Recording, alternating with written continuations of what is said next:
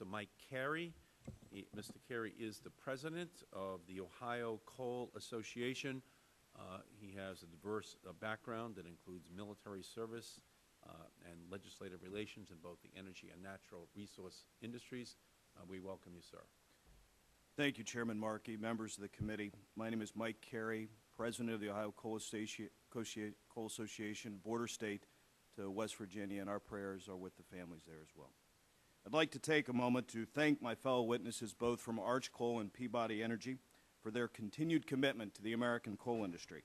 However, I must point out at this time that Rio Tinto has been divesting themselves of domestic coal reserves for many years, and I do not believe they represent the future of coal in America.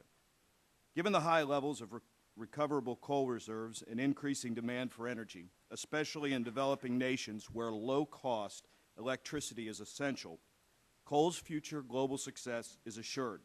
However, coal mining and use in the United States is severely jeopardized by the war on coal waged through the legislative process and the unprecedented regulatory actions. But in the rest of the world, our competitors are investing in coal to make them more competitive and to steal our jobs. China alone continues to build a new power plant about every week.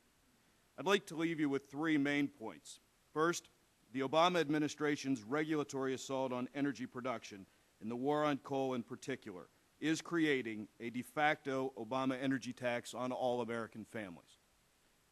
Second, the CCS provisions in the Waxman-Markey bill and other climate proposals encourage massive fuel switching to be more expensive before natural gas before the CCS technology can be deployed. But even then, the lack of regulatory, legal frameworks will prevent commercial deployment of the technology. And despite the recent tragedy in West Virginia, the U.S. coal mining industry has the best safety record in the world. The role of coal in the new energy age is greatly hampered by the regulatory assault waged by the Obama administration, and in particular, the Environmental Protection Agency. While President Obama may not directly raise taxes, his administration is implementing the Obama energy tax on all American families by administrative fiat. We are in the process of calculating how much this will cost the American families in higher energy bills. The chart that you see behind me lists a number of the proposals, final, planned regulatory assaults on the coal industry, and I will briefly highlight a couple of them. The Ohio Coal Association is challenging the endangerment finding in court. We believe that the science that is underpinning the endangerment finding is questionable and that the EPA did not include required parts of the economic analysis. According to the EPA, they relied substantially on the IPCC and the data which is at the heart of the ClimateGate scandal.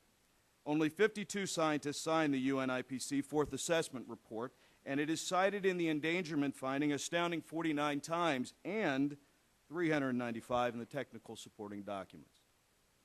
Next, we've seen the Clean Water Act used inappropriately in many ways to hamper the production and use of coal, such as the use of the Clean Water Guidelines on surface mining permits issued just last month, which would basically put a moratorium on mining in Appalachia.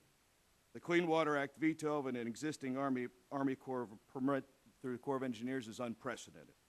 The Waxman-Markey CCS provisions are an attempt to persuade the coal industry to support the cap and tax. The bill, according to my numbers, allocates $10 billion towards CCS, but misses the mark in two regards. First is timing. The legislation requires emission reductions starting in 2012. The restrictive performance standards on coal-fired power plants in 2020, ignoring what the developers of the CCS technology have been saying for years, which will take 15 to 20 years before commercial development. The United States Congress simply cannot dictate a timeline of technological developments. Secondly, the bill calls merely for a study to report back to Congress with recommendations on issues such as CCS liability, permitting, and other environmental considerations. CRS and GAO have already provided information on liability and permitting problems and the need to address for CCS to work. The way the CCS program in the Waxman-Markey bill is structured actually encourage massive fuel switching to more expensive natural gas before the CCS technology can actually be deployed. But even then, the lack of regulatory, legal, liability frameworks will prevent commercial deployment of the technology. In conclusion, domestic coal production needs the support of Congress and this administration. Despite the recent events in West Virginia, the U.S. coal mining industry has the best safety record in the world.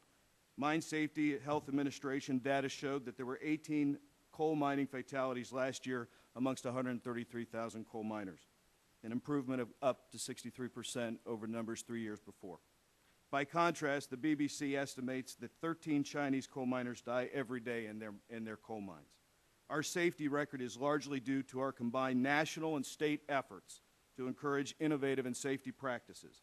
The Ohio Coal Association recently collaborated with the Ohio legislature and worked to pass a new mine safety bill in our state, even though we had not had a mine fatality in 5 years. I want to thank you for the opportunity to testify, and I look forward to answering any of the questions you may have. Thank you, Mr. Carey. And next question comes to you, Mr. Carey. I'm a little bit confused because we're being told by the natural gas industry that we did too much for coal in the Waxman-Markey bill and not enough for natural gas. And that is what natural gas executives are saying to us. Do natural gas executives not understand how much more we helped them than you, since they're of the opinion that this $60 billion, which we put in for carbon capture and sequestration, and the other tools that we put in place in order to minimize the impact on coal consumers across our country, are clearly being viewed by the natural gas industry as being much more friendly to the coal industry than to the natural gas industry. What don't they understand? You seem to think that there's a bias towards natural gas. Mr. Chairman, I was referring to the timetables, but unfortunately I don't work for the natural gas industry. But I can tell you this: according to the studies that I read, with regards to what coal production would look like by 2030 under the proposals that have been initiated, we would look at a 77% decrease in the amount of coal. Now, for the 3,000 and some coal miners in Ohio, the folks in West Virginia, Kentucky, Western Pennsylvania, when you're eliminating 77% of those jobs, that's a concern. And when you look at the Appalachian communities and you look at what an average coal miner makes, in Ohio it's roughly $65,000. I believe Congressman Salazar talked about Colorado being $65,000. I understand it. Mr. Chairman, it would be devastating. To the